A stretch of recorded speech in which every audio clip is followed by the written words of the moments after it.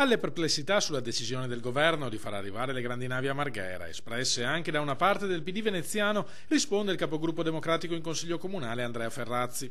Il comitatone sostiene non ha fatto altro che dare attuazione alle decisioni della città, facendo proprie le scelte che erano state votate dal Consiglio provinciale nel 2008 e dal Consiglio Comunale nel 2012. Il governo ha individuato l'area di Porto Marghera, verranno fatti tutti gli studi di approfondimento.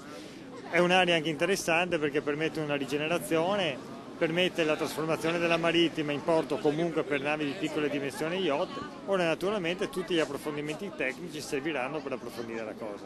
Da un lato Marghera sarà la soluzione definitiva per le grandi navi, prevede Ferrazzi, dall'altro la marittima sarà porto per piccole imbarcazioni a grande valore aggiunto per la città. Ciò consentirà la riconversione di Porto Marghera con nuovi posti di lavoro e attività green, mentre parte dell'attuale marittima potrà essere riconvertita a servizi per i veneziani, in particolare a residenza a prezzi accessibili.